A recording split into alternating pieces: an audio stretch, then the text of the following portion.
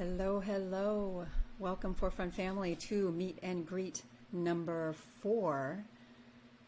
It's so wonderful to be finishing a little part of our journey with everyone. So welcome to all the fam in the audience, and welcome to our final 4 finalists who are here to meet and greet you. So let's get to it without any delay. Let's look at who is in the waiting room. Why don't we call up our friend Rowan? Rowan, my friend, come up to the stage. Welcome.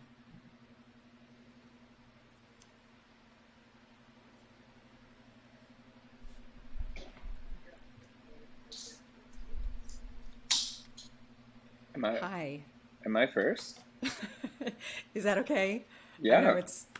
it's a little shocking. It's like a little shock to the system. I didn't realize that I was going to. Oh wow. So now oof. Yeah, turn off. Yeah, there you go. Are we like live right now? We are. We're Oh live wow. as it Hello gets. everyone. Great. Welcome. Thank you so much. How are you I feeling today? I thought the sort of, what do you call it, the green room or what have you would be more like all of us hanging out um together, like at some sort of late night talk show.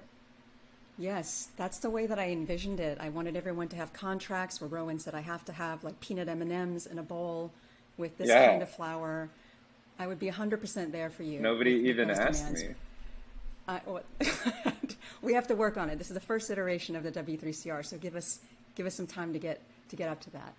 Um, Sounds but my good. friend, welcome to the final meet and greet. It's my honor to introduce the Forefront family to Rowan. Rowan Spencer is a writer and editor based in New York City with a BA in English from McGill University and an MA in storytelling from NYU's Gallatin School. He works primarily in the Web3 space for projects including Dapper Collectives, Friends with Benefits, and Refraction DAO. Rowan frequently works with collage aesthetics in various media, including as a musician and DJ for film and for spaces, including Kinfolk, New Museum, and Public Records, where he's also part of the founding team. With that, Rowan, the stage is yours, my friend. Excellent. I have something that I would like to share. What's the best way for me to share my screen if I have a Google Doc pulled up as my presentation? Just if you look at the bottom of your screen, Rowan, you should see share. Hmm. And then you can press that. You can do a tab. You can do a window, Oh, I see. especially because you're not doing audio. It shouldn't matter which one you pick. Great. Oh, yeah, easy. Okay, can you see this? Yes, we can see it. Excellent. Um, if at any point anything is too small, just let me know, and I will try to sort of enlarge uh, the doc so that the text is more legible. I want to be Yes. super conscious of time. So what's ideal in terms of, where I cut it off for questions in terms of total time? Well, the metal hook is liable to come across the stage, and I have no control over that. But usually I would say it's 5:05 right now, so you should be safe until like 5:25, 5:25 full 20 including minutes. questions. No, not including questions. Okay, great. Um, well, thank you to everybody who's here. Great to see someone already writing in the chat. Nice to be on this side. I've really enjoyed tuning into the 2 meet and greets I was able to join for. Caroline, thank you very much for hosting and talking me through this. And for the intro. It was a great intro.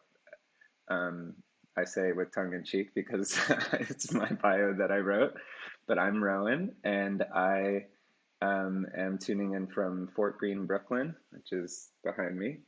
Um, and yeah, I am very honored to be a finalist, and I'm a long time forefront lurker, as I said in my video. And I think I wasn't even sort of preparing to say this, but I think the two biggest things that I will lead with are that I really catered what I chose for this to the forefront community specifically, and the things that I so appreciate about my mainstay, which is tea time, and the sorts of things that come up as values, topics of, preferred topics of discussion, inspiration. So that is one thing I really want to lead with. The other is that the thing that excites me most about what I'm applying with is that while I do work as a writer primarily, I really don't get to flex my sort of writing muscles, as it were, creatively, very much, if at all, outside of the the sort of broad term of creative within a more corporate or tech structure. So this really would be the other thing I really want to stress before I get into it, is that this really would be um, an opportunity for me to make time for a creative process that I go through daily, but that I don't get to pursue in a way that is aligned with my sort of intellectual curiosities, or my sort of my you know my passions for writing. Um, Without further ado, in true writer fashion, I have put my presentation in doc form in my favorite software in the world, which is Google Docs, which is relevant as those listening will come to see. Um, this the concept for this project, or the title of this project rather, is Mountain Ash. Um, it's something that I've been wanting to do specifically since almost the very moment I got into Web3, which began with my work for Dapper Labs at the top of last year of 2021. Um, as a little sort of like wink and nod and little secret, mountain ash is actually the kind of tree that a rowan is. Rowan comes from the Irish ruan for red one or red thing, and a rowan tree has little red berries.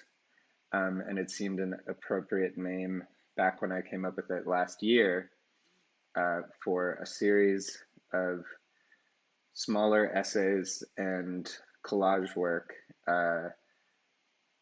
celebrating the human spirit and its the way that it has thrived to create and invent and imagine and spiritualize and philosophize and practice ritual to become closer to nature right up until the present day, and with the most, from pagan ritual to the most sophisticated of modern and forward-thinking technology.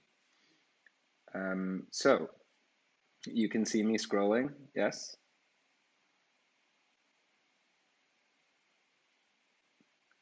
Yes. Caroline, are you great? Okay. Bio we already went through. I will be opening some of these links a little later, and I might share this in one of the Discord chats.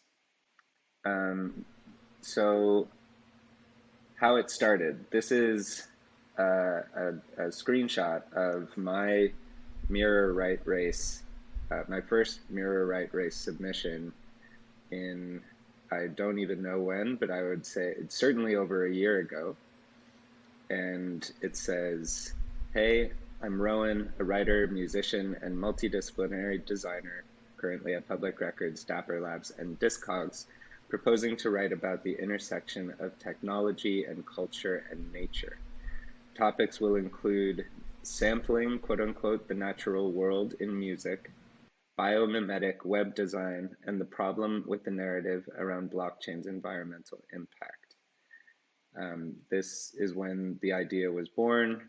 After a few days, I mean, this idea goes back to when I was in school, but the Web3 applications and technology applications really came into play as I got further and further into Web3 and discovered the Mirror Right race. This is a little tongue-in-cheek as well, but this is actually something that I remembered when Caroline and I first connected on Forefront through tea time, through similar topics of, I think at the time it was actually about something about like reading physical books and playing Animal Crossing, which is definitely relevant. But this was the first sign that I got from anyone in the world other than those close to me here, that I was on the right track. And that's how it started part 2. And this is how it's going. So I got into the right race, sometime last year, I think in like late April or May of 2021. I was able to sort of mint my Mirror URL, and I was excited. And I never found the time to get started. And a lot of that, the main reason for that is because while trying to make a living through writing, I just didn't really, especially in the pandemic, as a self-employed, contractor freelancer, I just didn't have the resources to find the time and the inspiration to find the time to do this kind of writing when I had other work to get to in terms of putting pen to paper and truly making a living. So my abstract is in the form of a screen or of an iPhone photo of my notebook, which says Mountain Ash. And this is the first time that I literally put pen to paper, when I thought a few months ago that I would try to make the time to make this happen. It says Mountain Ash, a blog style mirror about human creations for and inspired by closeness to nature, featuring, second bullet point, a collage illustration and a small piece on a particular topic. And then it lists some of the categories I've already said: art, religion, music, cooking, medicine, exercise, sport, ritual, design, and technology. And that's really what the core inspiration for this series is exploring the many and varied ways from the dawn of time to next year that humans invent and imagine and create in order to find a closeness to nature or create something that mimics the connection to nature. In other words, is inspired by nature. And that could span any one of these topics and beyond, the idea being that each small essay would be a sort of, think about it almost like a small podcast episode where it's a deep dive, a digestible deep dive into a topic that focuses on one way in which one person or culture or entire nation or even company is driven by an initiative that brings humans closer to either nature itself in a very literal way, or in an analog to the experience of nature. And the real inspiration for writing on this topic is, getting to the root of why people do this, which is the benefit of closeness to nature, of the experience of nature, and posing to the Forefront community as well as beyond to the world on within the Forefront Discord, but then as well on Twitter and of course on Mirror itself, how we can derive inspiration from these practices in our future projects, our own or those that we follow online and so on. The series aim, to sort of sum that up succinctly, is to bring deep thinking about technology's relationship with nature in every sense as we contemplate the future of Web3. The sort of subtext there is that I have a very real concern, as I've discussed with you, Caroline, about where we head as a Web3 behemoth culture, and want to try and inspire, the correct, a sort of correction of where Web 2 went and Web 1 and prior technologies. So certainly not a new problem that technology and big business have veered away from nature. And so that is the real inspiration for this topic, that and the fact that I myself just derive so much joy and inspiration from nature and want to share that with as many people as I can. So you saw some of these already, some example topics for Volume 1. Volume 1, I imagine, as sort of a 4 probably essay series with 4 unique digital collages. And these are just a few of very many topics that I would love to write about, and that I think would particularly be beneficial to the forefront community, which is why I've put these here. I also want to emphasize that, as I'll get to in a moment, I would like for not only the very first topic, but the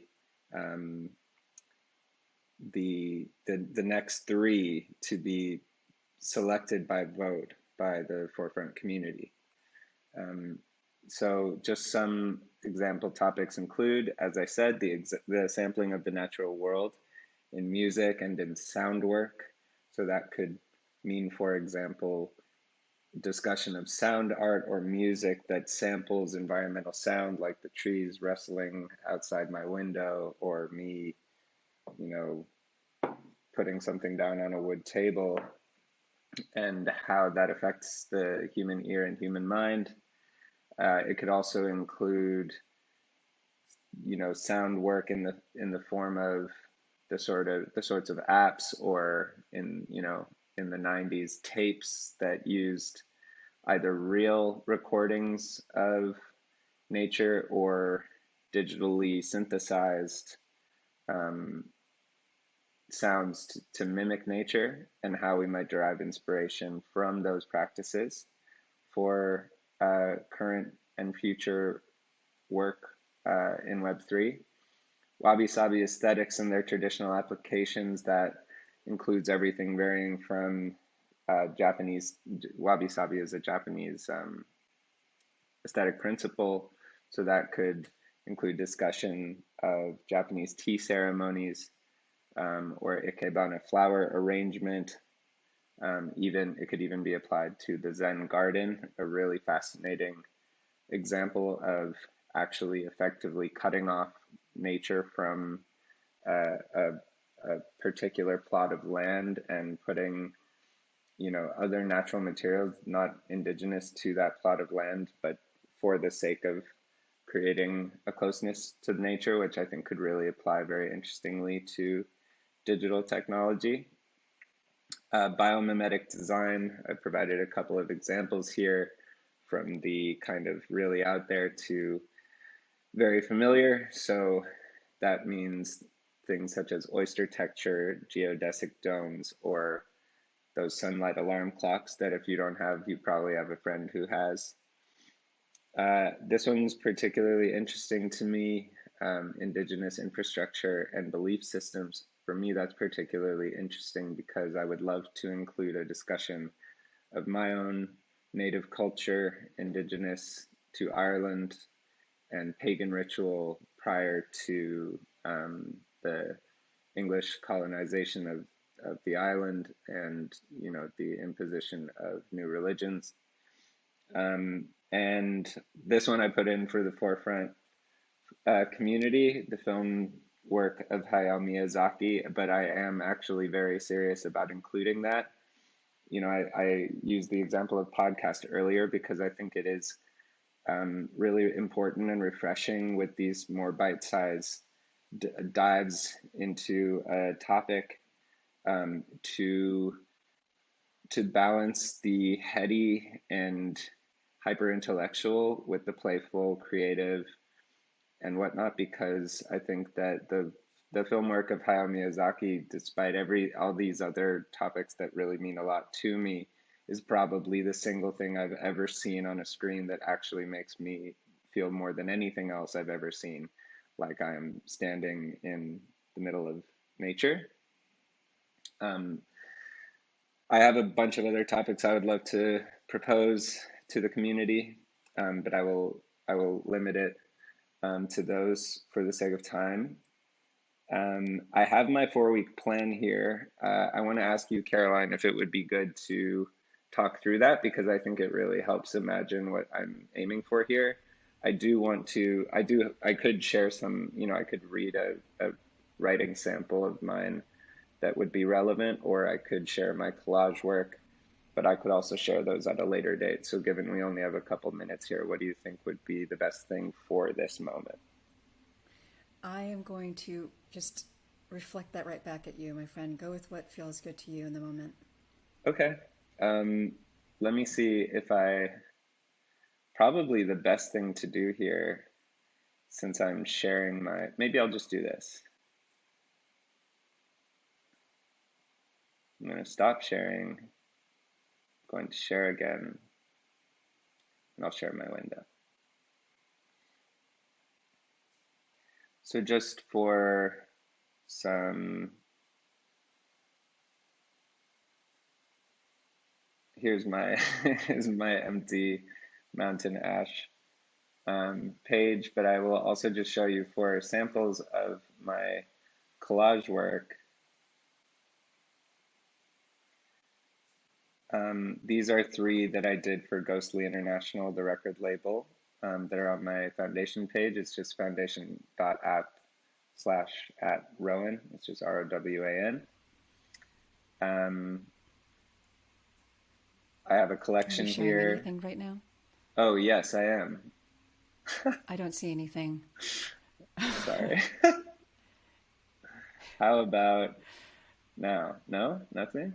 Here, this is what I'll do. Not yet. Try a tab, because it seemed like the Yeah, tab I'll worked just do a last time. tab. Oh my God, can you hear the thunder here? Oh, I love thunder. Yeah, it's really nice. Can you see this? I can see it. Okay, great. Yay. So just real quick, because I know we only have a minute left. Here's 3 collages that I made for Ghostly International. And so I just want to kind of illustrate, you know, while I'm writing these essays, I'll be making collage that literally, this is a really nice example. The white rectangle is not part of it, just the paper here. And this is illustration and digital cutout. And in this case, what I'd like to do is sample from when I, you know, when I make cuts and illustrations, sample from photo or illustrate, you know, the very topics that are in the essay itself. So they would be very, very, very much illustrations of and cutouts of the things that you're reading about. In terms of, for the sake of time, I really want to respect my fellow finalists here. I will leave it at that for the sake of questions. And In terms of writing samples, my copywriting portfolio is rowenspencer.com. I included, I'll find a way to share others, but I would like to share some work that isn't just copywriting. Thank Rowan, you. it looks like Mark has a question for you. Mark has Oh, a very salient excellent. question. Yes. I Why are haven't, you so cool, Rowan? Why are you so is that cool? Mark Idita? Oh, Mark, miss you. Why am I so cool? Yes, you do have to answer. Um, that's a tough one. I would probably say that any cool I get is from being from the Bay Area. That's where I grew up. I grew up in the Bay Area in Ireland, and I think I owe any coolness that may have rubbed off on me to those two places. Amazing. Friends, Forefront family, thank you so much, Rowan. I want to pause and see if anyone has any questions besides why Rowan is so cool.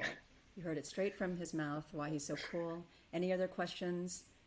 And there's also this bright button for a live call-in. We're ready for you. We're here. We're welcoming of questions. Rowan, I have a question.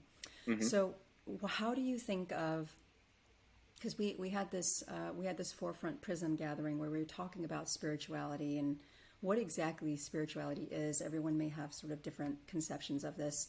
You said something very intriguing about how Mountain Ash wants to dive into how the human spirit has spiritualized certain things like ritual and technology. What can you tell me a little bit more about that? Like, how do you understand this act of spiritualizing?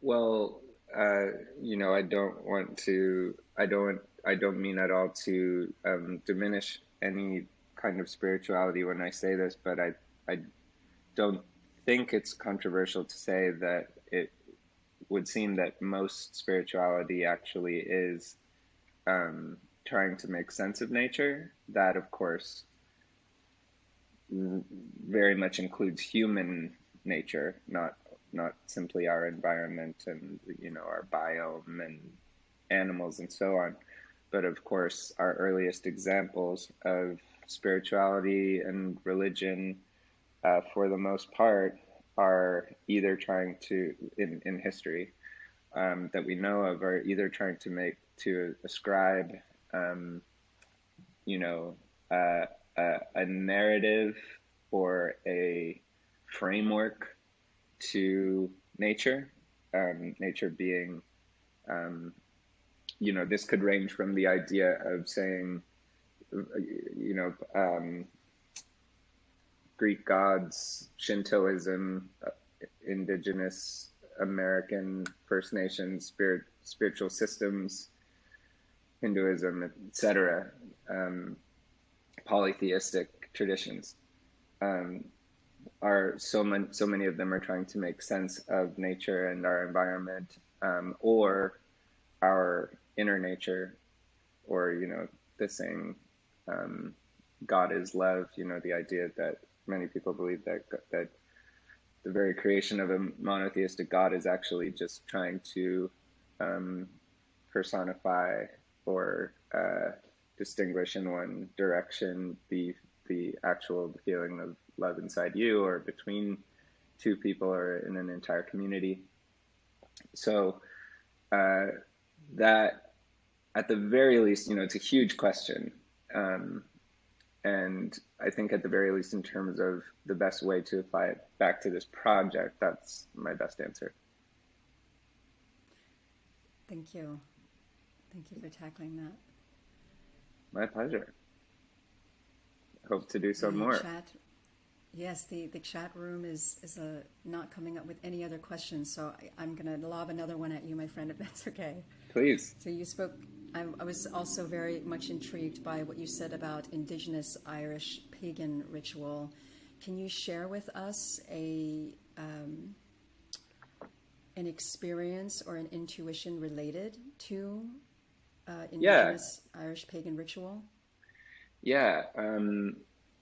I think one of the coolest ones, and I can actually provide an example that bridges Irish pagan, early indigenous tradition and tech, modern tech, um, that actually I had not thought of before, I swear. But um, there is we're all, of course, familiar with Stonehenge, and if anybody here, which is not in Ireland, but if you um, if you're familiar with Stonehenge, or forget what they call it, maybe Manhattan Henge or something for anybody in NYC, which is when you can see the sun perfectly at one point of the year through, like, by looking down Broadway through skyscrapers.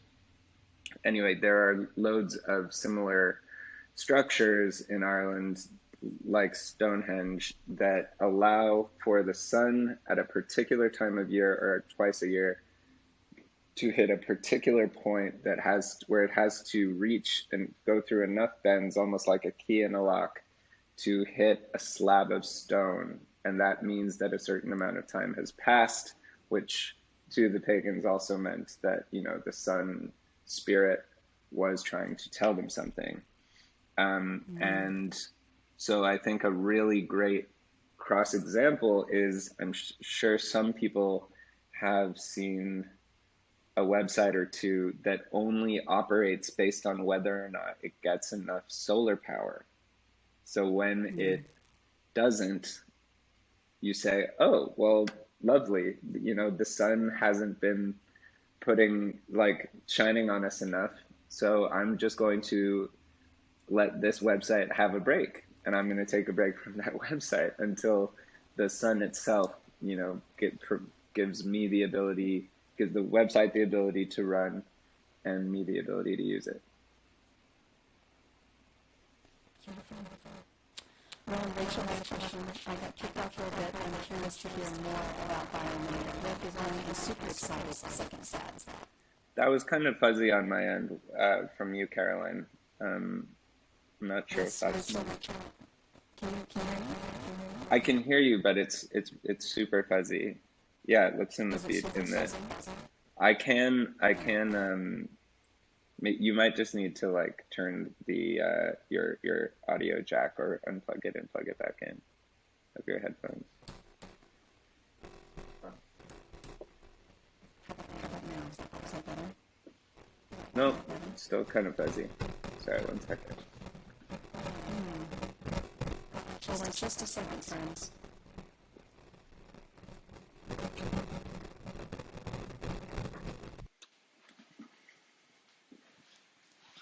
Chat, will you let me know if you can hear the thunder as well behind me or out my window? It's really beautiful. Caroline, also, if you need a moment, I'm bummed. That's too bad. But also, Caroline, if you need a moment, I can answer that question. I'm just wondering also if there's anything. You can also click mic on here on Riverside, and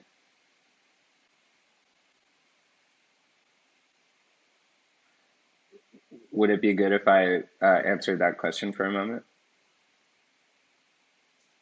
Okay. So biomimetic web design is a term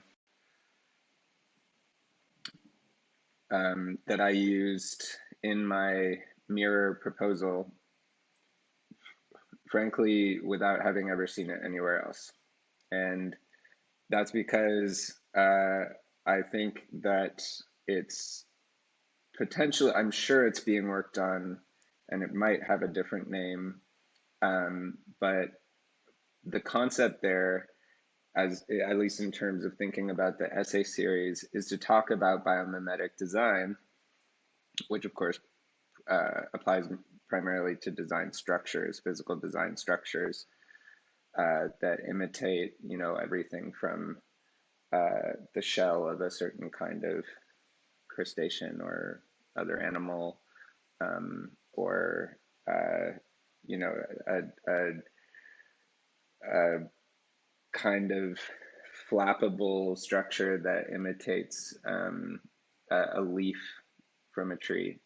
But when I wrote biomimetic web design, what I was thinking was, and I explained this to Caroline when we talked about it, as the story goes, most of our desktop devices are organized according to, I think it's Xerox, but one of the major office supply companies and printer companies in Silicon Valley when PCs were being developed beyond, you know, uh, line by line text and code. And so we have very gridded systems. We have, we put things in the trash and we have folders, etc. And so for me, I care less about the name of where we dispose of our files on a computer. But what I am really interested in is trying to pose the question to this community as well as to the broader Web3 community and anyone who's interested on Twitter as to how perhaps we don't need for things on our interfaces on the web and in software to be so stagnant and static, and how we might benefit from light and waves through our interfaces that imitate the way that things do when we touch paper, when we are reading something that has sunlight hit it. So that would certainly be one where I'd really have to go digging and have to ask, from a professional of some sort, maybe interview quite a few people and do quite a bit of research to see what examples are out there, if any.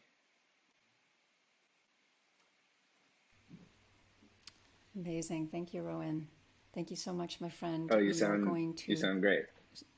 Do I sound great? Okay, very cool. Sorry about that. Thank you for helping me with that. Rowan, it has been a pleasure as always to jam with you. Thank you so much for bringing your vision and your energy to the meet and greet. We will say goodbye to you, but we hope you stick around and I will for sure. Chat. Awesome. Thank you so much, and thank you to everybody listening in. Thanks, Caroline. Thank you. Enjoy the thunderstorm. So I'll leave the studio and leave my tab open. Yes. Exactly right. Yes. Thank you. Bye. All right, fam. Let us see who shall be next to the stage. I would love to call up Allie. Allie, my friend, welcome to the forefront stage. I'm not quite sure how I also let in both people. Okay. I'm not quite sure how that happened. I'm going to say goodbye to both Yada and Z. This is a mistake.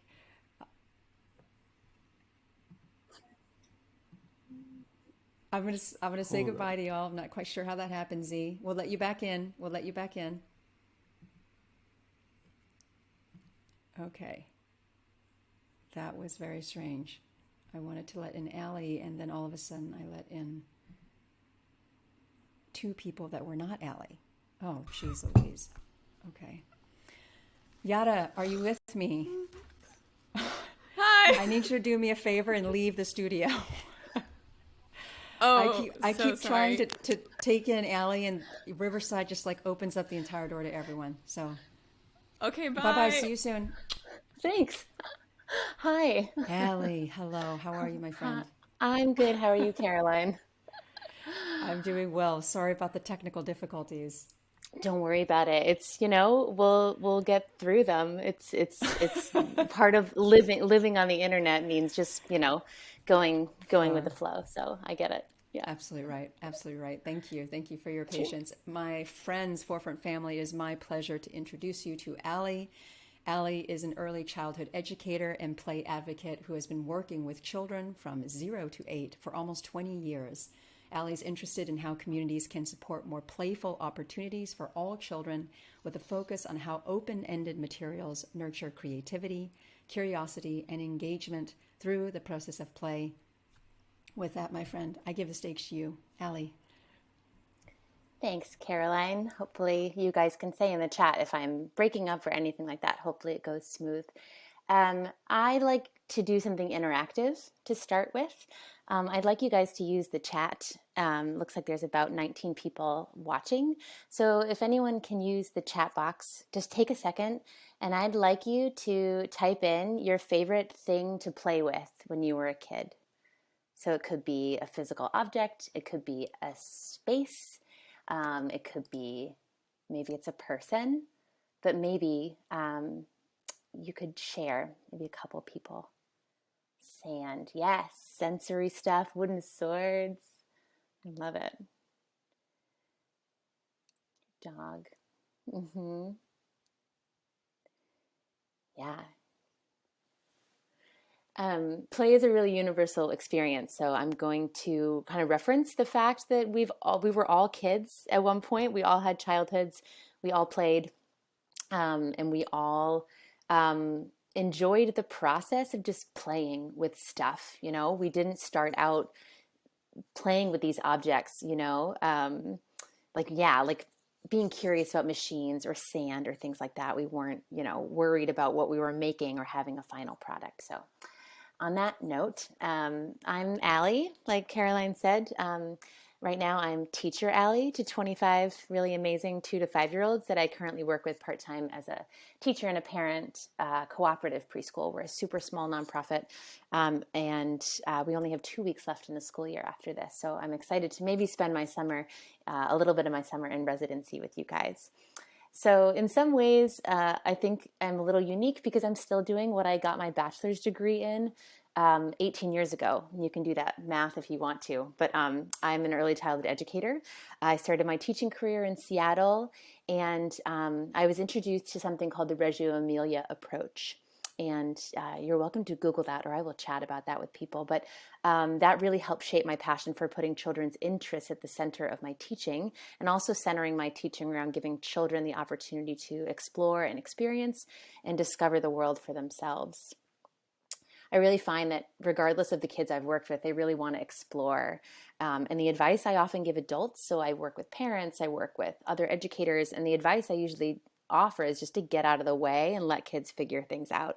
And it's more nuanced than that, but my approach to early childhood really brought me to this Web3 experience today. And in the last few months, it's been a really interesting path. And so I hope this residency might be an environment for cultivating some of the next steps in bridging playful caregiving and blockchain technology. So I think it's important for me to tell you a little bit about what brought me here, and then share a little bit about my favorite project that I've done called PlayLab. So like I said, I started my teaching career in Seattle, and then I worked at a few different preschools, and then I worked at an international school in Belgium. And I started sharing my teaching reflections online on Blogspot because it was 2008, which is where everyone was sharing things at the time. And then when I moved back to the Pacific Northwest in 2012, I started playing around with how I could help other teachers and parents put play kind of at the center of their caregiving rather than it being an afterthought. We think all these other things are just like super important, and not that other things don't have importance or that we shouldn't prioritize them, but play is a really natural way that humans and many other animals learn about the world. So I started kind of a show, not tell approach called PlayLab. And I want to show you a little video. So we'll hope that this works. Oh, I think that you guys are talking about the Legos with screws and stuff. I think you're talking about Connects, possibly. Okay, so we're going to see if this is going to work. It didn't work before for me, so we'll just do it this way. And I hope that the sound works. Be sure to share through tabs, Allie. Yeah, that was the problem before. Yeah. Perfect. And I hope that you guys can hear. It's not kid noises. It's just a song. So if you can't hear the song, then just enjoy the images.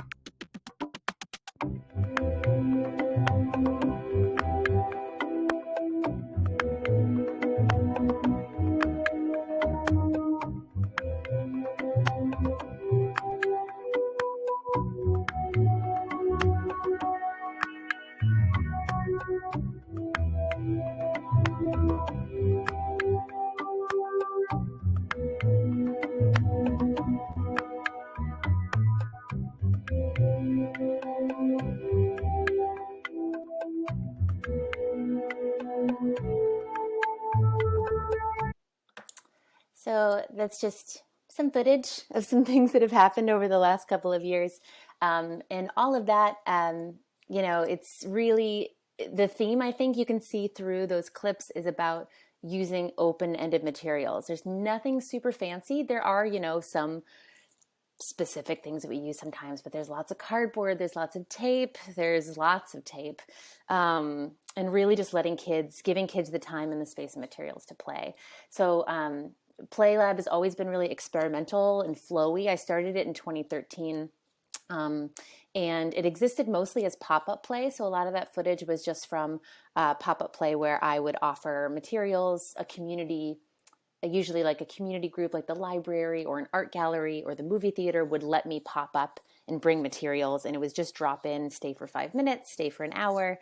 And that was what Play Lab mostly has been. But it's also lived as after school programming, some virtual play dates during the pandemic, some summer camps, teacher workshops. I wrote an ebook about cardboard. So I tried a lot of ways of getting the message out about playful learning. And so it's the project I'm most proud of, and it's what sparked the gift that I have not brought into the world, which is one of the questions that was a prompt to answer. So I'd love to talk a little bit about the gift and share my screen again. So the gift that I have not yet brought into the world is Play Library.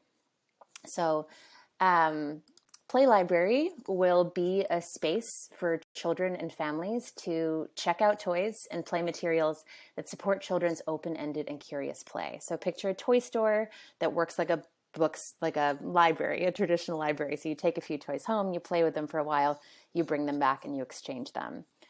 And so there are toy libraries all over the world. So this is not my idea personally. This is not my brainchild. There are hundreds, there are thousands and thousands. I think in the Melbourne, Australia area alone, there are like 100. They're not rare.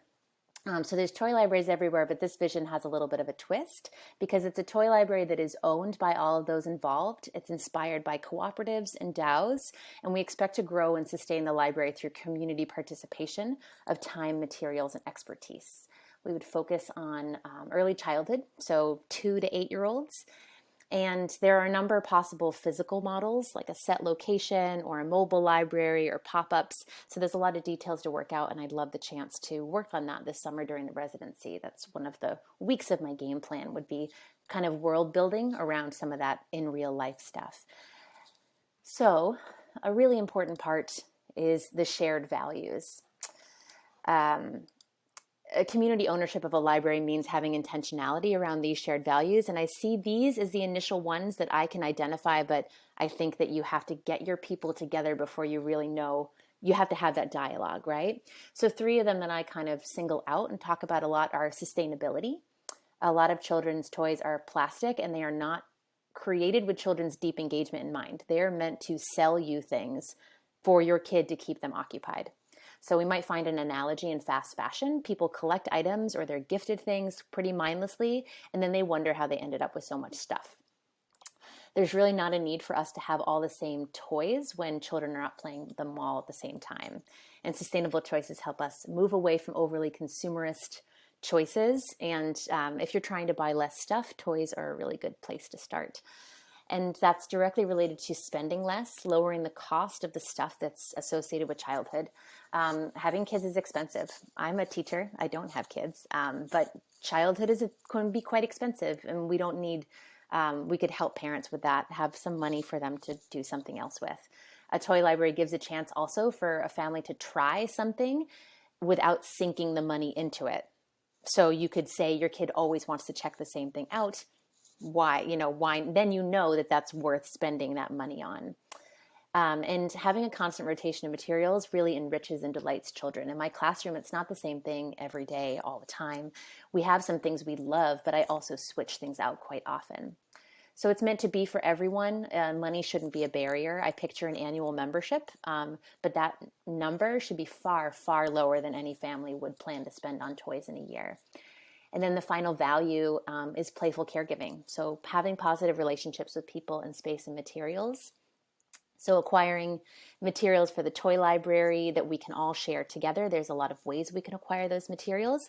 We would probably start with people wanting to get rid of some of the things that are already in their homes. But we would really curate the toy catalog to help those also be educational pieces. And that doesn't mean it needs to be a leapfrog tablet. That means that it could be a really great set of wooden blocks that, is kind of pricey, but is something that instead of all of us saying, gosh, I wish I could buy my child this $200 gift, we could all share it. And I think we're all caregivers, and childhood matters to everyone in a community, even if you don't have kids. And so I think the membership in that way provides more than just toys.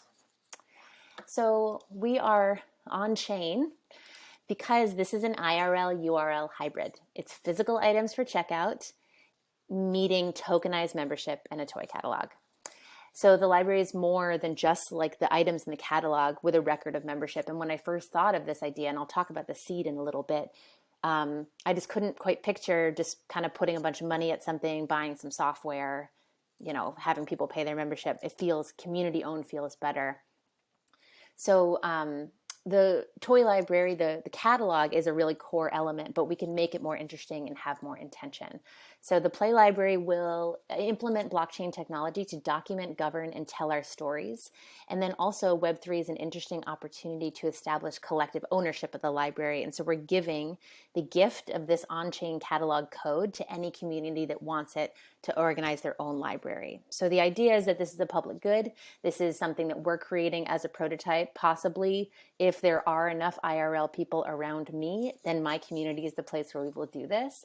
That's the most ideal for me, and that we would give our playbook to anyone, our blueprints to anyone on the planet who wants to either implement this model or take it to help them support the logistics of a toy library that they're already running. Many toy libraries are very scrappy, and it can, and a lot of them aren't very documented. And being on chain allows us to tell the stories of how the materials move around. So encouraging families to document their kids' experience with something. We can see that the blocks are the thing we love the most. I'm super obsessed with blocks. They're my favorite thing in the classroom. And so really being able to tell those stories is really important. And I think I share that here. So the ultimate goal is sharing that and having these learning stories that kind of flow through the community, right? And so this is a play story that a kid did in an after-school program. He was probably 6 or 7. And, at the end of our playtime, we sat down with clipboards and black pens and we said, hey, show me what you worked on. Tell me about your play. And there was a kid who did something like this every time, right? And so we can tell the stories of play, and kids can help us do that. A lot of times we speak for children, a lot, and we have to in a lot of ways. We're trying to keep them safe. We're trying to support their healthy development, but we don't necessarily have to do everything, and including children's voices in the documentation of the library is important. So the library is not about profit for anyone, and dollars won't really be our metric of success. Participation will be. I think that we can create systems to pay our expenses and the people who will spend significant effort on the library. And money is necessary, but participation is key. That's what's going to keep us going. The library would be owned by all of us to serve all of us, and that means it'll also evolve with time and people, right? It's something that will always be naturally changing. So I want to share about the seed of the project. I looked back into my archives and searched my old Evernote stuff for toy library. And it first came up, I started saving things in 2018.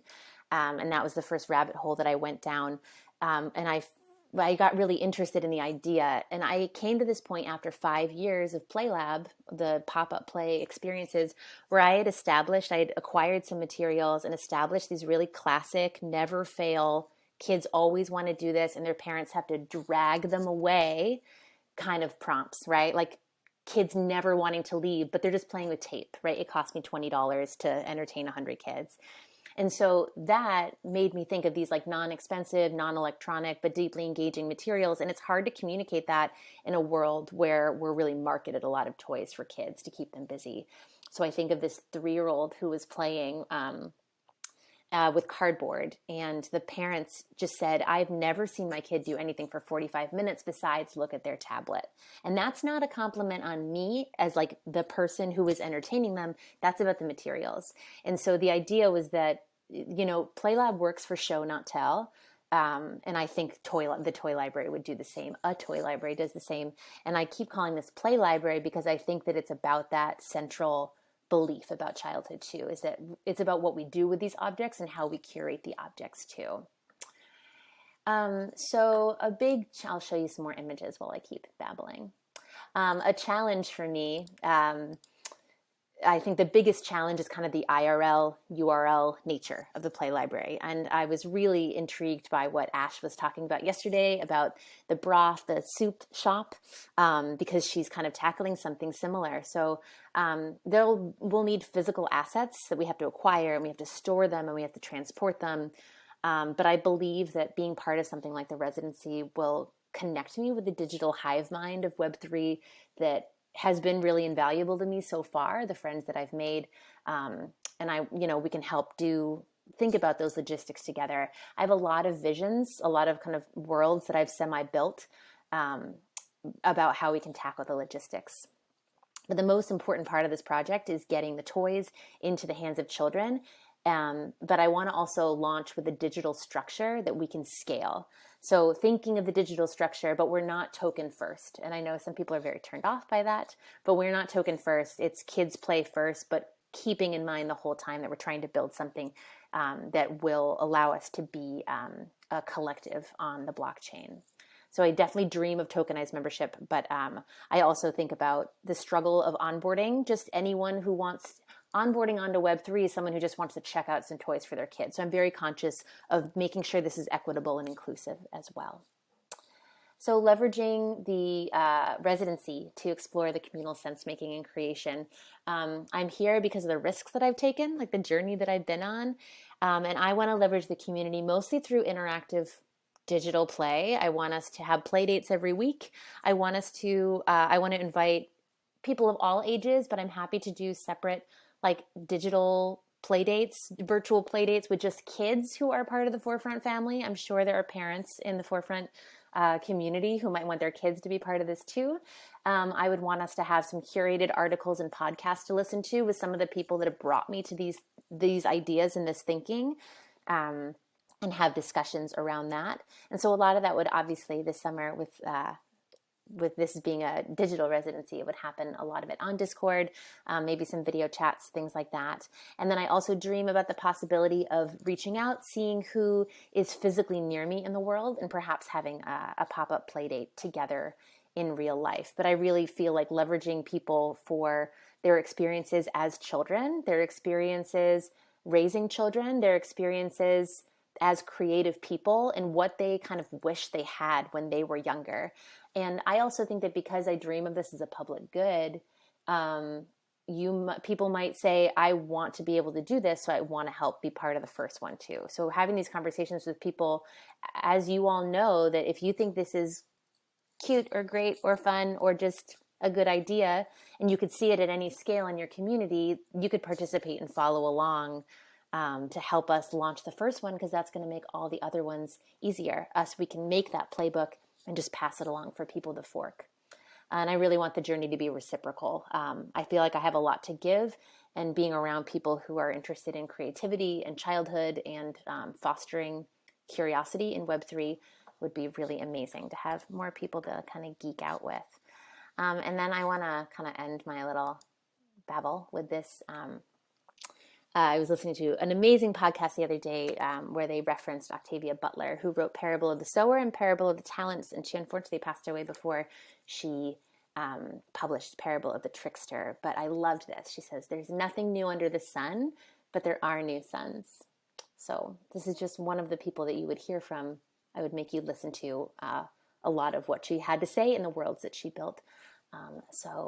Yeah, I'm happy to answer any other questions. Caroline, if you have any specific, or if people have them in the chat, but that's Play Library in a nutshell. That was so lovely. I just feel so much lighter. I mean, I don't know how the Forefront family in the chat is feeling, but after listening to your voice, hearing your vision, seeing the video, it just taps into this part of me that is lighter. Thanks. And we appreciate you. Fam, if you have any questions for Ali, feel free, my friends, to drop your questions, your insights, or even press that button.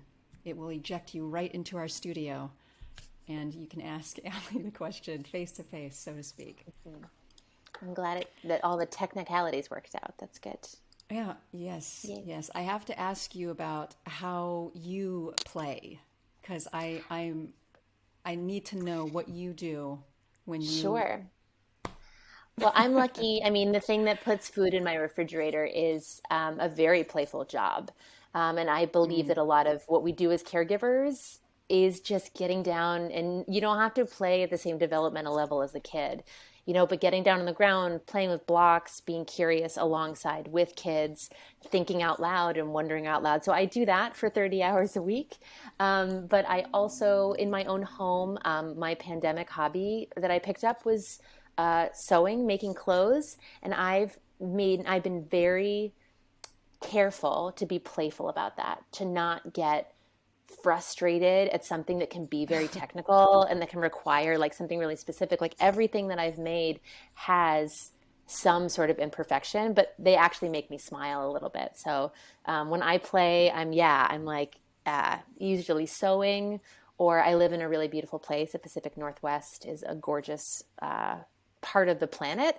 I know you can agree with that, Caroline. And so I do spend a lot of time playing outside without my phone. I try and do that as often as I can too. Okay, I'm seeing Amazing. Joel. Joel's Yeah, Joel has a good asking one. toy curation, receiving donations. It might be large amounts of low quality items. What makes a good toy in my eyes? Thanks, This is Joel. good stuff, Joel. That's a great question. So this is like, as far as the logistics go, I've been thinking a lot about this, and one of the weeks in the game plan, I think, is shared at some point, right, Caroline? People will get to see our game plan. Okay. Yep. So in my game plan, I Definitely. talk about how there's going to be a week spent on kind of the physical logistics of it.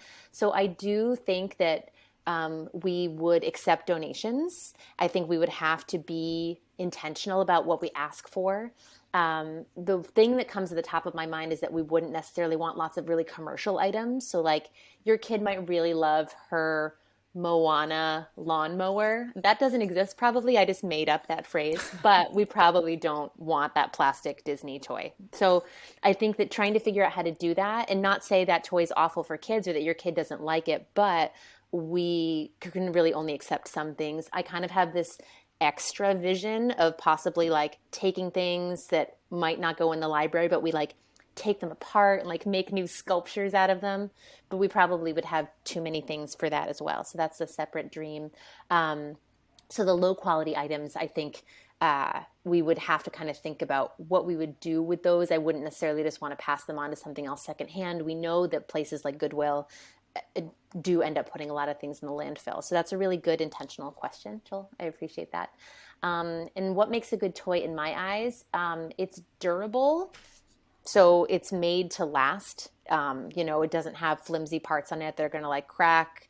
And if there are parts that come off, they're repairable, right? Like you can use a screwdriver to put it back on, something like that. And also it can, I've tried to articulate this in a lot of teacher workshops when people ask me this question about open-ended materials. So I think that it should be relatively open-ended. Like you should be able to do more than one thing with it. So a leapfrog tablet, you are really just supposed to like push the buttons and it tells you things related to the button that you push.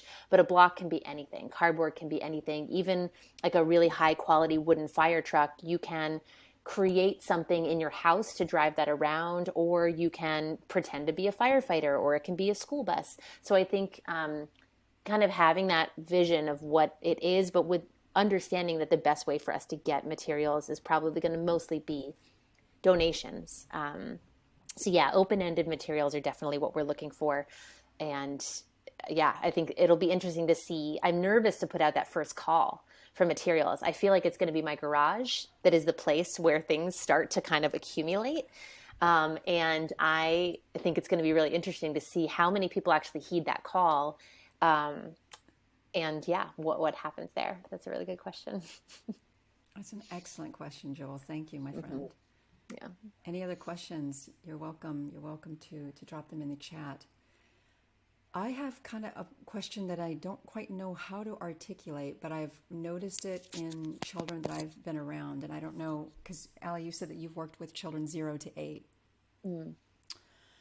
I feel like I've experienced the, with the even with the open-ended material, the open-ended toys, like there is a fluidity to play, and even with the materials that we play with, we don't want them to be so conceptually fixed. Of course, the children are not thinking of thinking of these in these terms, but it's exactly their imagination that they're kind of applying when they look at like a block, and all of a sudden it's a rocket, or it's the doorway to their house, the castle, whatever it is. It's a sort of fluidity in thinking.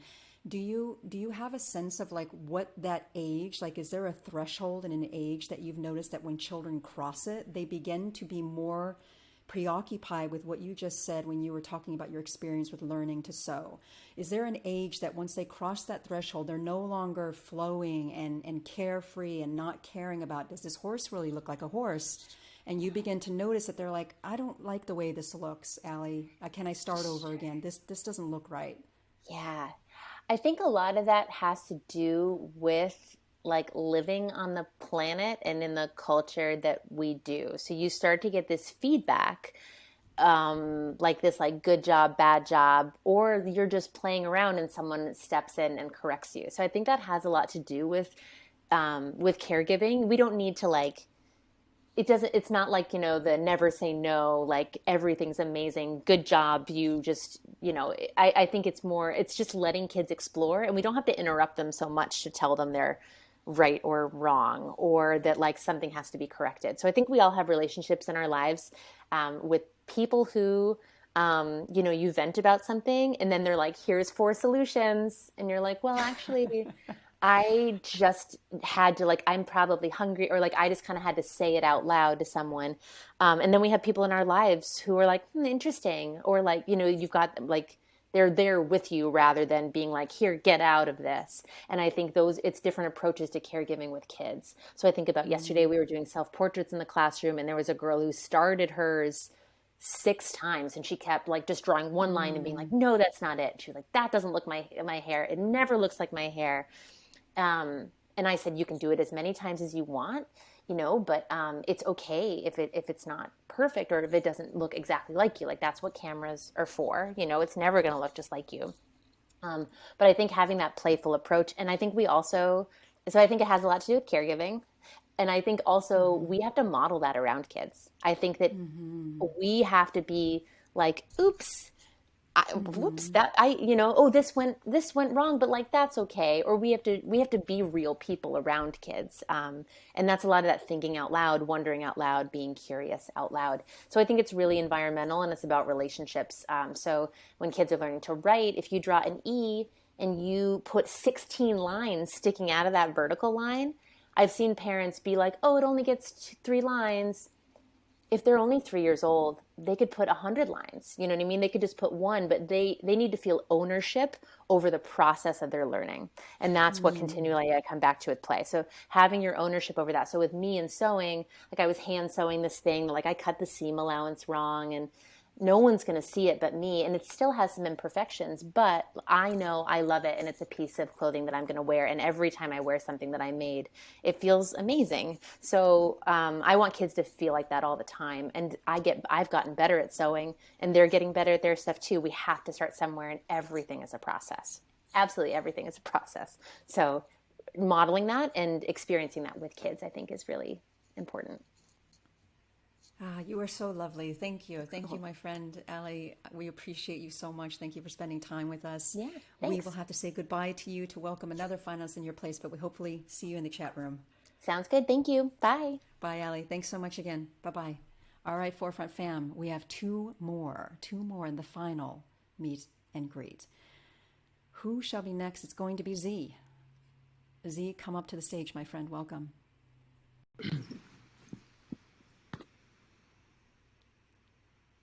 Hello. Hello. Hi. Hi. You can hear me? Yes, I can hear you. Can you hear me? I can hear you. This is good. Excellent. This is good. Wherever you are, it looks gorgeous. Trees Get behind some you, stuff blue in the sky. garage here. Caroline, how are you doing? You still with me? Oh, I'm in the library, the art library at Stanford. It kind of Oh, echoes in here, nice. so it's a little bit quiet. But I had to move inside from outside because I needed a charger. But I'm glad to be here nonetheless. Just have to be a little bit quieter than Yes. I think I would be. No worries. We can But still hear you. So, Forefront Fam, it is my pleasure to introduce you to Z. Z is an artist, designer, curator, and student of communications, art history, and Web3 at Stanford University. Z is instigating subcultural creativity and considerate design via Silknode, the prototype of every creative platform 10 years from now. Z, take it away, my friend. thank you for the introduction, Caroline. Also, just want to say really quick, totally honored to be here, and humbled by the company of some of these finalists. I love listening to Ali. Super inspired. And I feel like I'm touching on something completely different when I get into my project. But yeah, I just wanted to say it's really cool to hear about some of these other people in here. So I think first I will screen share. Let me look at how I do this.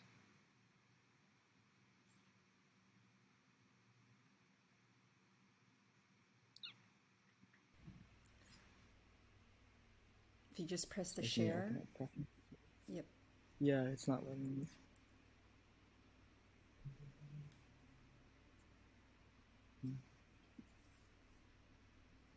If you have any sort of firewall or virus protection, you should try to disable that. Maybe leave and That might disable. do it. Yeah. Yeah, it was also it said something about like a system preference. Let's see if so we're gonna try this real quick. Sorry about this.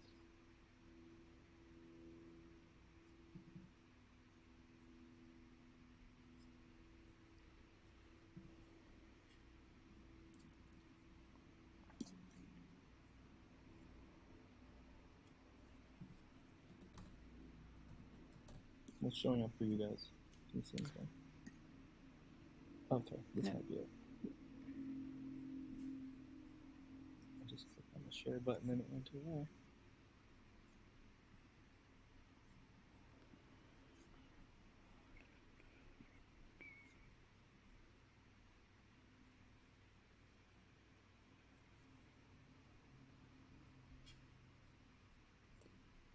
Interesting. I'm really not sure what's going on. What is it? What is it saying, Z? So I have like a little PDF here that I'm trying to upload, but I press share. Uh-huh. And Are it you on takes me, browser? Are you on a Chrome yeah, browser? I'm Chrome? on Chrome, but yeah. Okay. And it takes me to this dialogue Okay. where it lets me select what I want to show, Mm-hmm. And but then it what? doesn't, when I press share, it doesn't do it. Okay. Do you wanna send it to me? I could try to share it from my end. Yeah, why not?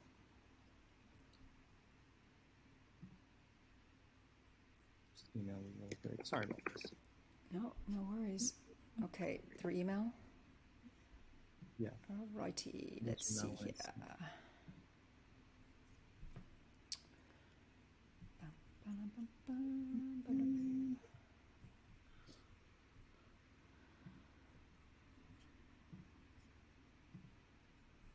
okay.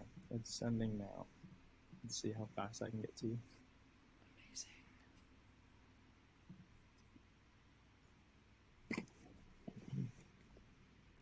Hope everybody's doing well. Joel talking about supported browser. Yeah, I have no idea. You sent it to Caroline at Forefront. Yeah. See? Okay. Yep. Let's Got see it. okay, cool. Got it. Got it. Got it. Alrighty.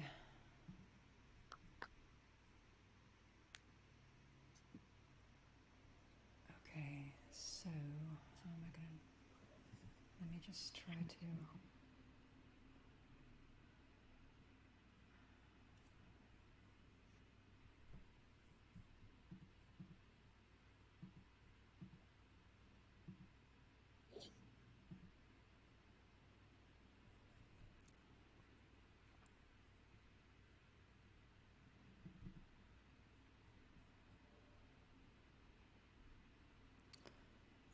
Okay, friends.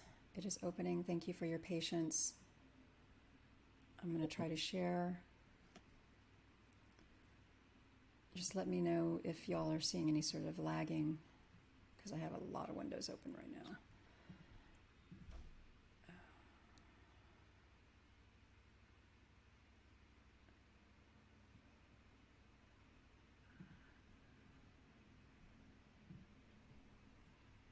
Do y'all see this? Yes, I can. Yeah? Yeah. You can see it? Okay, good. Mm-hmm. Oops. Just trying to zoom in a little bit here. Yeah, just a tad. Okay. Okay, I think we're good then. If that's good for you. Yeah, let's do it. And you just let me know when you want me to go. Okay, perfect. Okay, so yeah, Silknode, as Carolyn mentioned, is what I'm calling the prototype of every independent creative platform 10 years from now. And the premise of this gets into, obviously, leveraging Web3 tooling.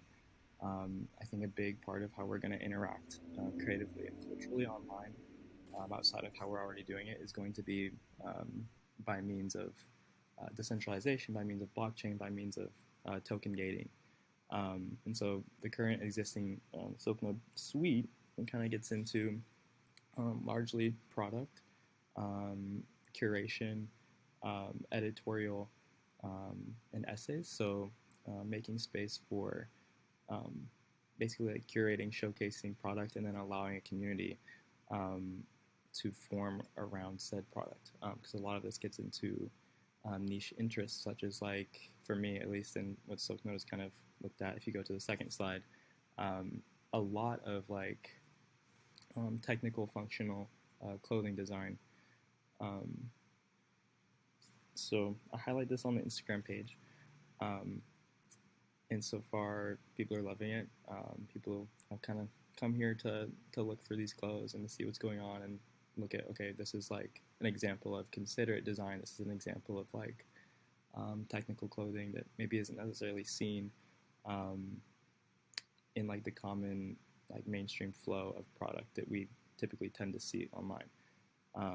So there's this really cool community building around all of it. I get to interact with them daily when I post. And then from there, I'm also looking at ways to get into my own product. And so this is in the sense of like brand building, but not in the traditional sense.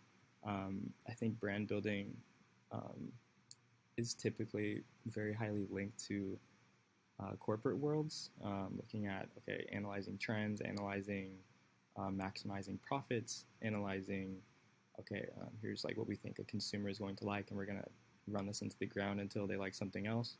And a lot of it, I think, at a high level has to do with very poor production processes. So I'm wanting to kind of subvert all of that current existing infrastructure in like product production, clothing in this industry. So I'm kind of looking at, okay, this is like a step in.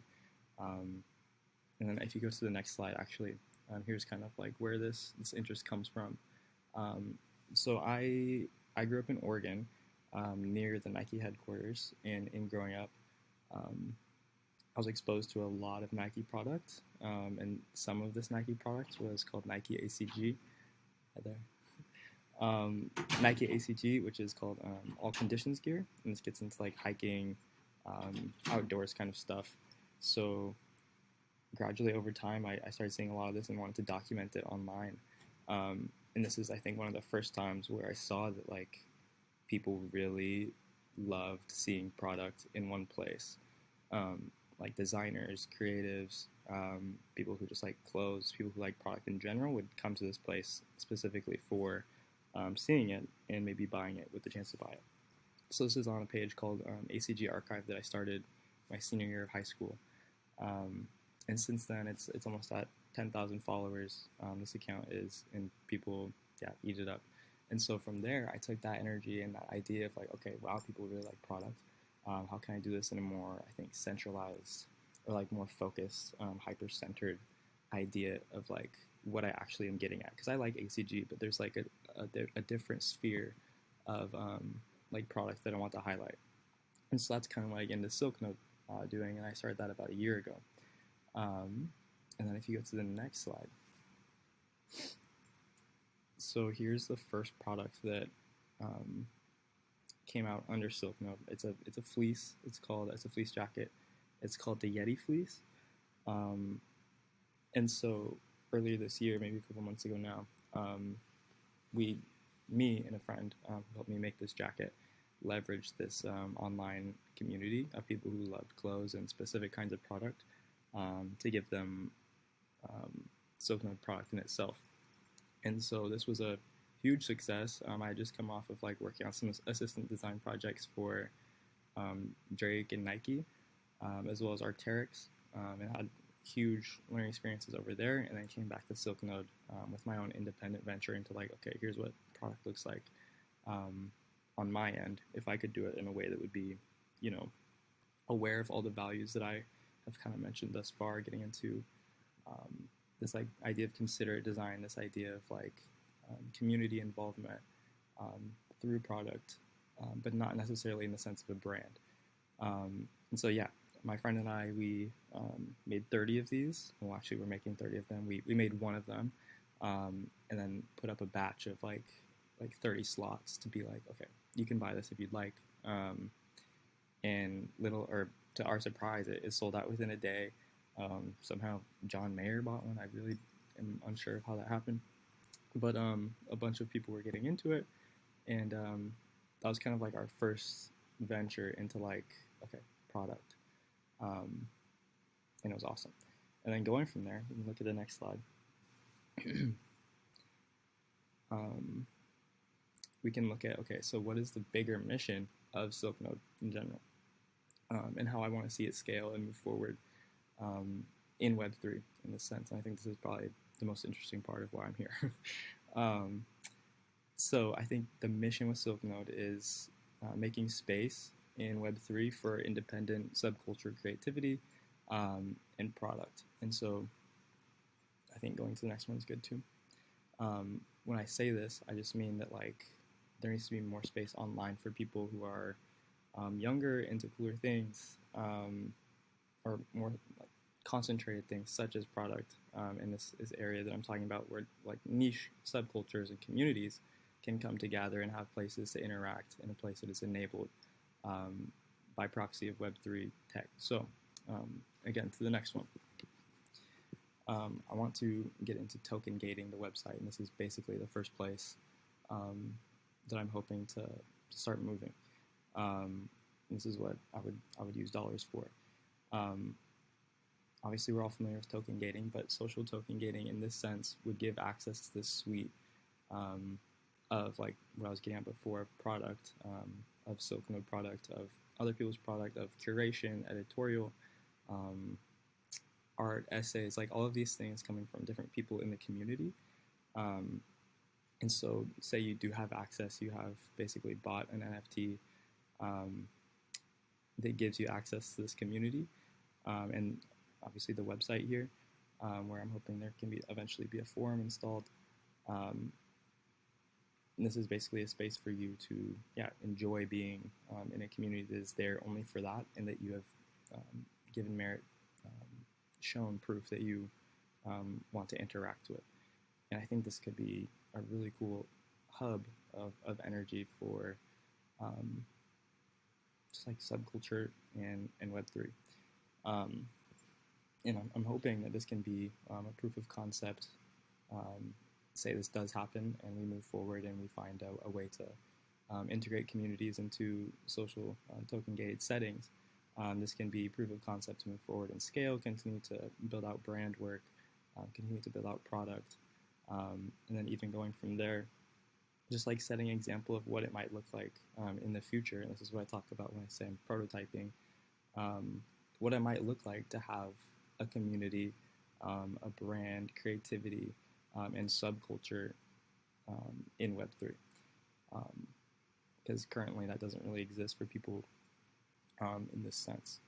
So yeah, going forward,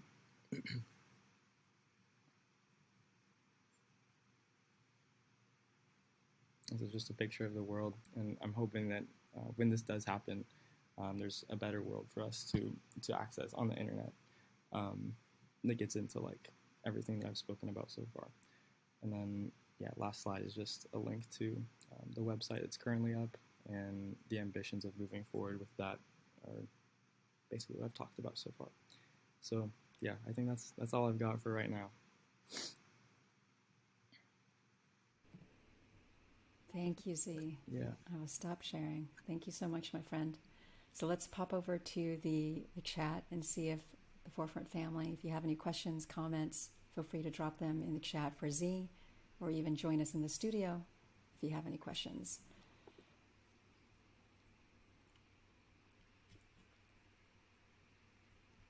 So Z, if I may ask, going to one of the 5 prompts that we were hoping the finalists would address in their storytelling, can you tell us about the creative, maybe you've already circled around it, can you tell us about the single creative challenge or question or riddle that you're obsessed with as a creator that keeps you up at night?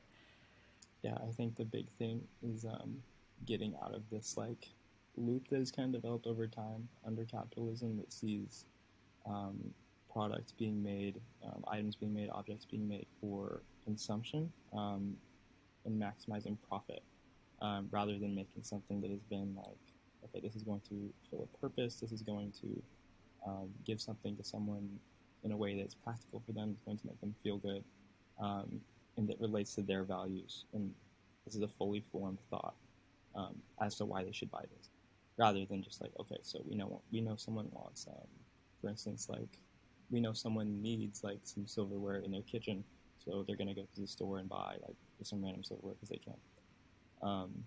Or like, oh, I need like a new pack of shirts, so I'm gonna go buy some like random shirts at the store.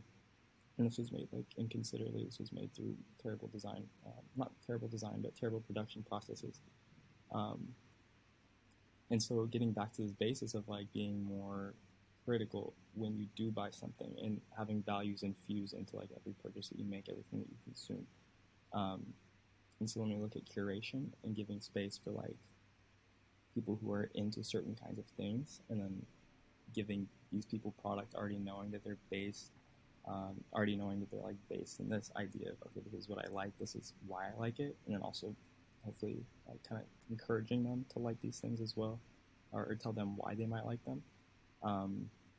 It gets into this idea of that, okay, so now there's like a thought process behind why you buy something that's deeper than just like, I need this, I'm gonna go do it. So I think that is kind of what I'm approaching here when I say there's product that needs to be put in these places where there are communities and thought involved, rather than just like nothing at all. Thank you. Joel has a great question in the chat. Joel's asking, how does curation play into this? Are you imagining curation happening on chain with tagging or otherwise? Who might perform this curation? Interesting idea. Would love to see a world where I can search more specifically around product features that many folks might not care about. Yeah, I love that idea. The curation so far is just kind of a means to like make space. People form around curation, and so when you set out like a collection of things for people to enjoy, I think that's when community is sparked. And we've seen evidence of this time and time again online. This is basically how like niches are formed anyways. It's just people coming and liking certain things together.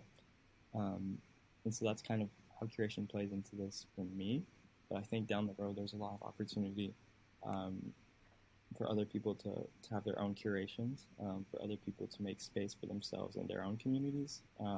This is something hopefully can get tackled down the road, but I don't think there's like a really standard set for that yet either, or any kind of infrastructure for people to have that. But when you think about like Grailed or like Depop or like Poshmark and sellers on these apps who have like maybe say followers or like people who want to tune back into their shops, I think there needs to be a version of that in Web3 as well that has an entire suite for people to basically do exactly what I'm doing or trying to do with SilkNode. Because all I want to do is show that it's possible to get people behind this wall into a place where like they have all these things that they like.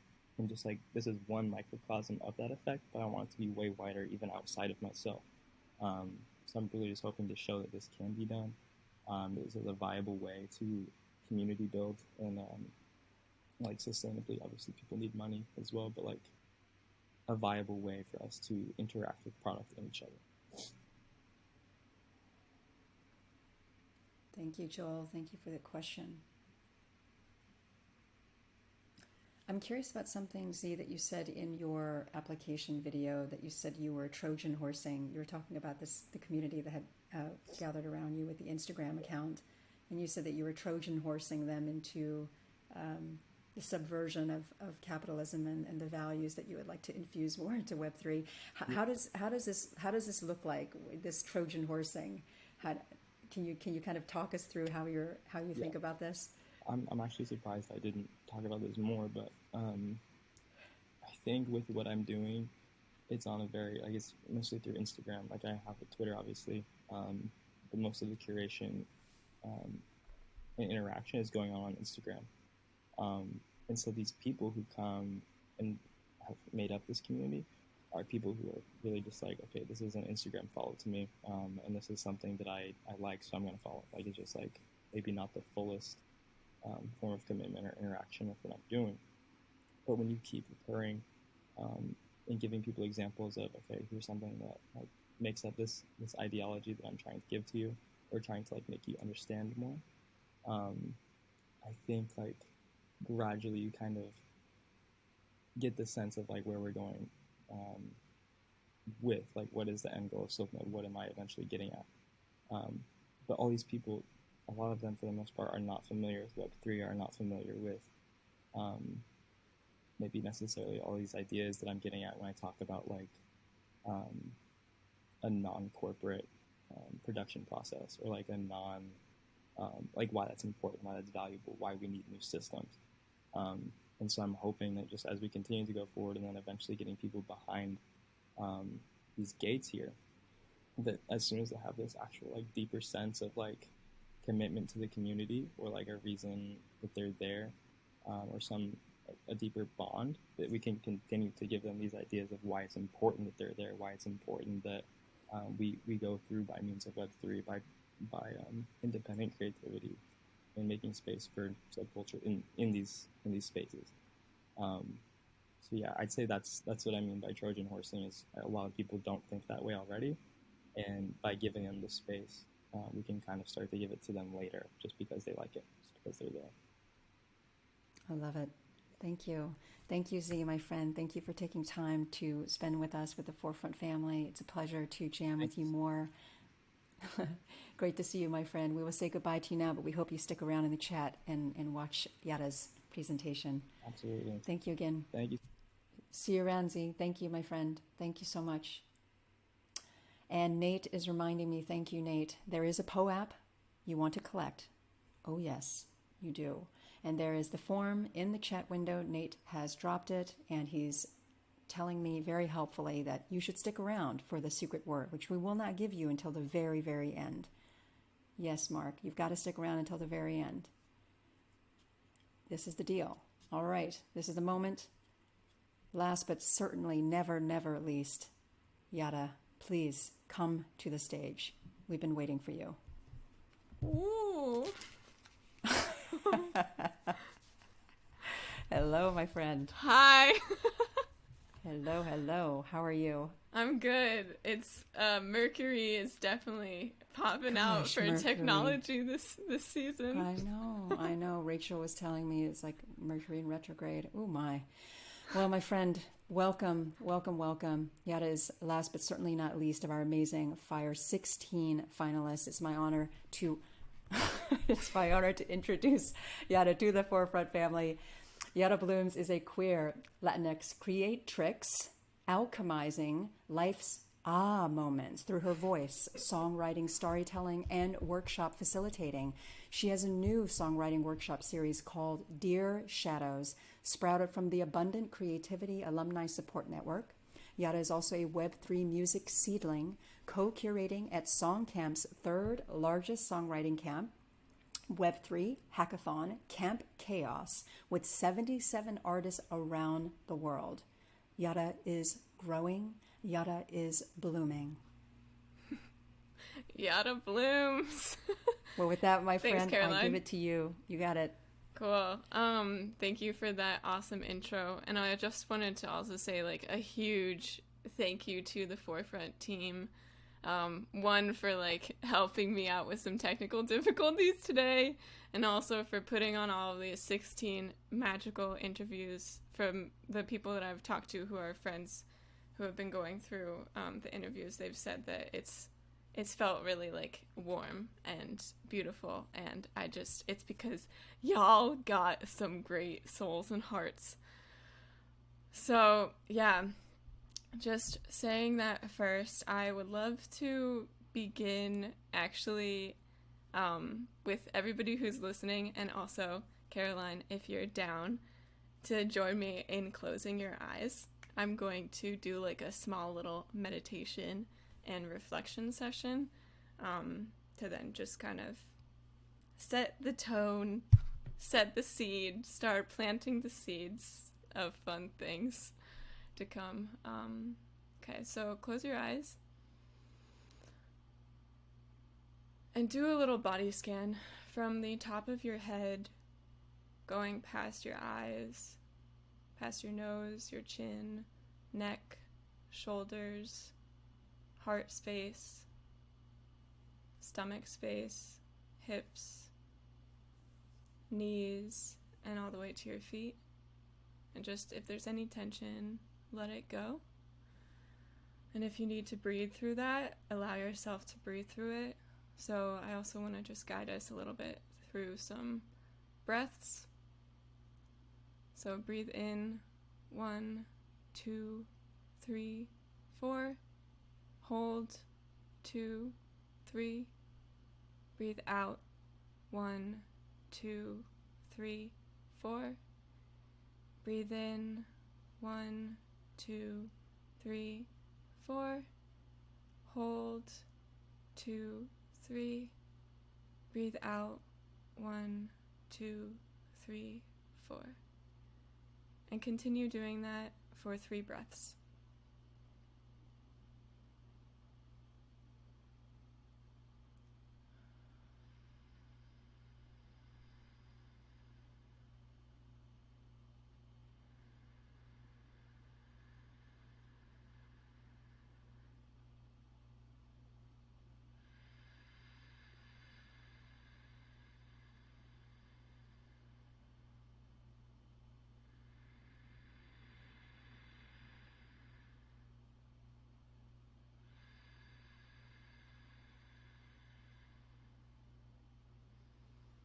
Now, with your eyes still closed,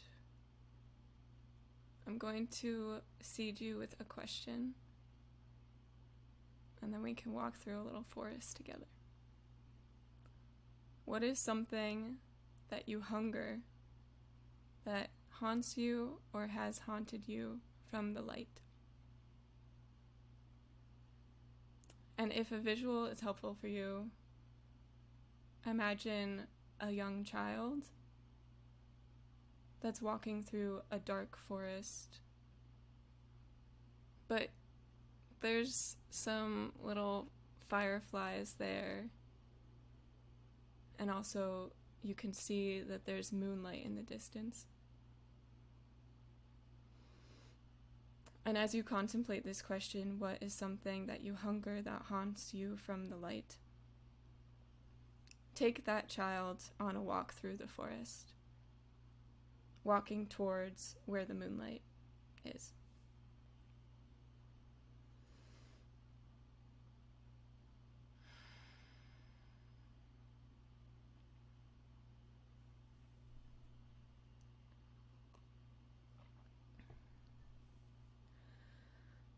The song that I'm about to sing, I want you to keep your eyes closed too for the full experience.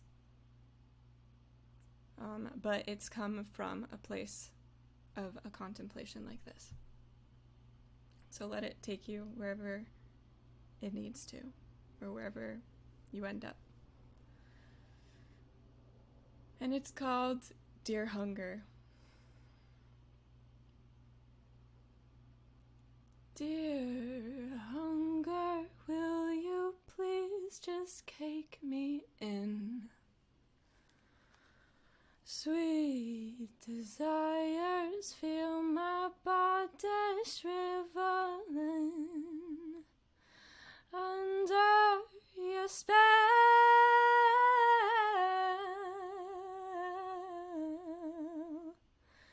Famished, I fell.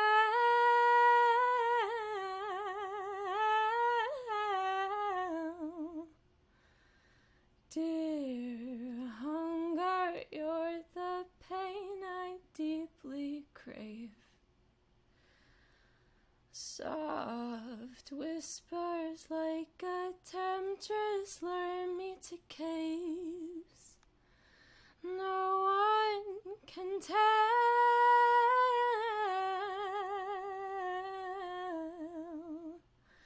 I'm stuck in your spell.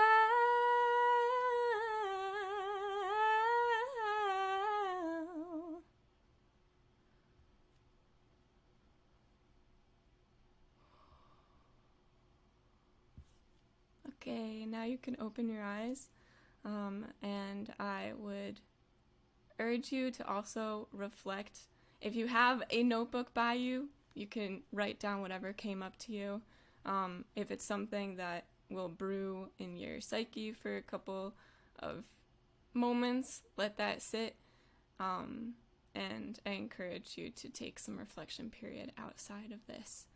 So, to give a little bit of insight into why I started that way is so one of the parts of this residency, if I were to be involved, is really wanting to engage with the community via some songwriting workshops that are all based in part to connecting to like our dark sides and how that influences our lights. And it's something that has been really important for my own personal growth, and I've seen it also in practice with community members from workshops that span between 5 people attending to now being like a part of Song Camp, 77 people attending, which is wild. And I haven't used this model for Song Camp, but it's just songwriting in general has made me realize how important of a tool it is and how deeply connected to just writing as a tool for personal growth and a tool to bring people aware of the world around them by first looking within. So yeah, if you liked that, that's cool.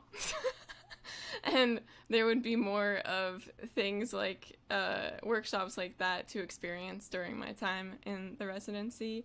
And it would incorporate not only my songs, but like you creating your own song, and then being able to share that with each other and potentially also write together, which I think it's really beautiful when you're able to start writing something that's deeply connected to your emotions and then just like give it away, so that somebody else can take it and transform it into something even bigger. It kind of like, it takes away that whole you're alone in this world mentality, because you're not. Yeah. And a little bit also about Dear Hunger. So that's the title track for this album, and also is the title of the feature film that I'm writing, and something that I'm really curious about in how to engage the Forefront community is asking questions about how does the Web3 community want to be involved in the development of a feature film or the development of a visual album. Also, how can something like this at this large scale, since feature films you basically are creating a village to make it happen, similar to what I've seen be done through chaos. Like we've created an internet village to make chaos happen and chaos reign. But how can we make it be sustainable in an environmental way and also in a mental way, personal way. Yeah, so this was the first song. This is the first song of that album, and also the song that, as I would be writing a script for Act 1 of Dear Hunger, it's the song right after the script is written. So it's also something that just like, I don't know, it's a fun way to it's like a seed for me too, since I haven't finished writing the script. And it's helpful because when I started writing the script a few years ago, I didn't have this song, and I didn't have this awareness of what was haunting me truly, and hunger, because of my personal experience with an eating disorder that stemmed from some intergenerational trauma. It made me like realize where those deep moments come from, and how I lost my train of thought. But essentially, I just like, without this song, I don't think I would be writing the same script as I would with it. Yeah. And I'm excited by that, and I also think it's a cool, something that can be replicable for other people too, if they want to create a song that will help them navigate through life, and then share it with the world. Like, that would be so cool if it's a way to transform and transmute the deepness within to then show up to the world as a more present human. Yeah, okay. Going back to my original application for this residency, I said that I would be focused on, so first writing this Act 1 script that is alongside Dear Hunger for Act 1, and also work on this music video for Collide, which is my debut single. And that, so I want to kind of do a little breakdown of where these songs come from, specifically like Collide. Collide was the song that got me to where I am, and it's essentially about, I mean, it was stemmed from a breakup, to be completely honest, but in writing it, I have come to realize that it's like, in writing it and singing it, and the experience of having to sit on it for a year or so before sharing it to the world, it's made me realize that it's helped catapult me into empowerment. And it's like this balancing act of letting go this past part of yourself that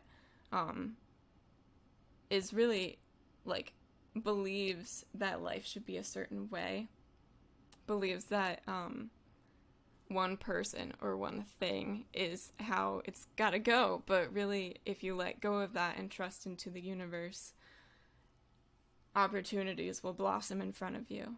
And that's what's happened through this song in so many ways. And I'm really excited also because the song and this music video, I'm already working on it with a few ladies up in upstate New York who are excited to be onboarded into the Web3 community, and hopefully into the Forefront community, and also hopefully into the Songcamp community. I'd love to see just a little seed idea of like a way to bring Forefront and Songcamp together. And I think that like these little songwriting workshops are a way that could happen too. But yeah, they are really stoked and excited, and we are making this music video almost 100% sustainable environmentally. Like, all of the clothing is recycled.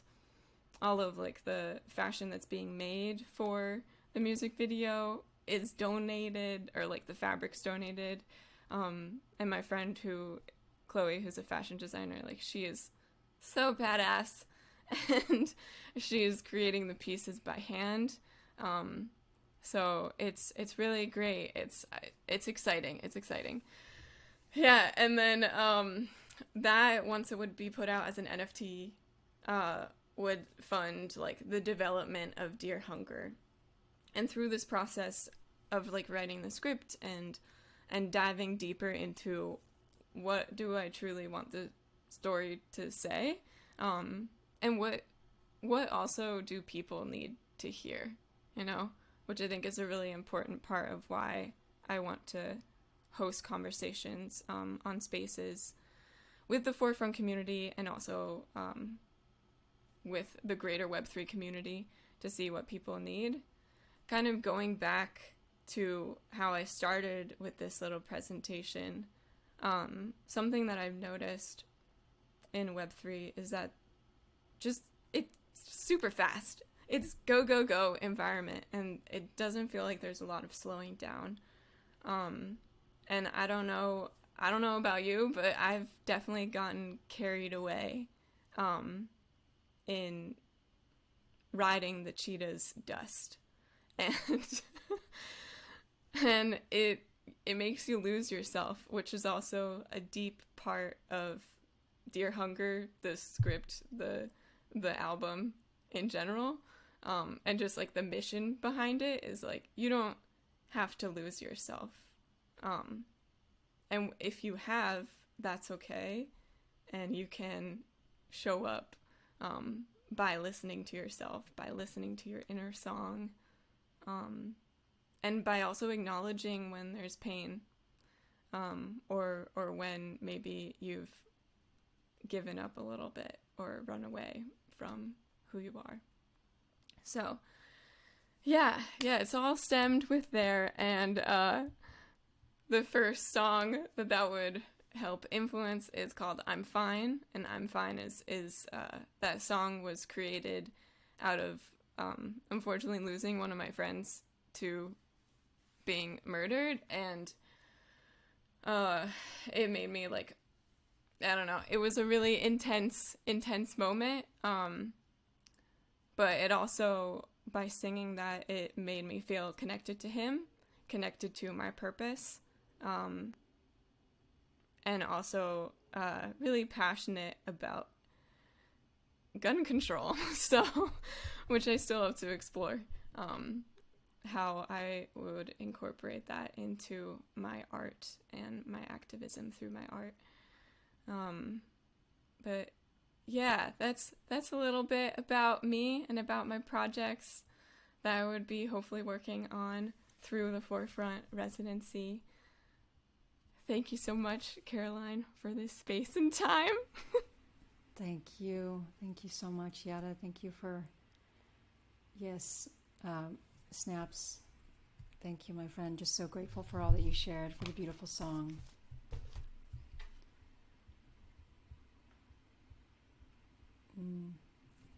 Reading a little bit about the chat here. Super excited. I never took a couple minutes to reflect before listening to a song before. It's different. Oh, didn't even see there was a chat going. Good. You didn't see the chat? Yeah, no. The chat's been going off. You'll have to Forefront fam.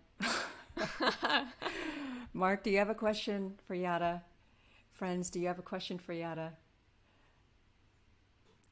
Please feel free to drop it in the chat or join us via live video stream.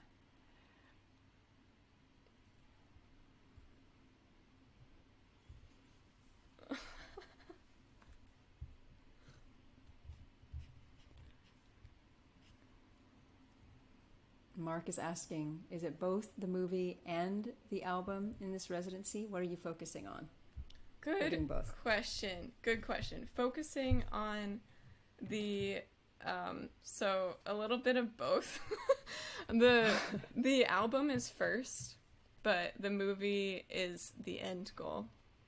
Yeah. And but how I've envisioned the album is that each act is basically an EP, and connected to each EP is a short script. So I would be focusing on the first short script, which is Act 1. And Act 1 is all about, like, the dark side, which kind of goes into where the song came from and just a lot of the context that I was giving. It's essentially moving through all of the darkness within and how our outside world can also reflect our inside world and vice versa. Yeah. Thanks, Mark. Thank you, Mark, for the question. So Yada, how many of these songwriting workshops have you facilitated at this point? 3. Mm-hmm. Can you tell us about an experience that you had at one of these workshops that was surprising, touching? I'm curious. You learned something surprising. Yeah. So one of the workshops, the reflective question that we had at the beginning of it was, I don't remember exactly, but it was essentially like, what's something that is, what's like a personality trait that you don't necessarily love? And then what we had is like a meditation, and people then did a free write on their meditation and just like what was coming up for them. And then from there circled like words or underlined words that just spoke out, like came out to them, and builds out some lyrics for 2 minutes.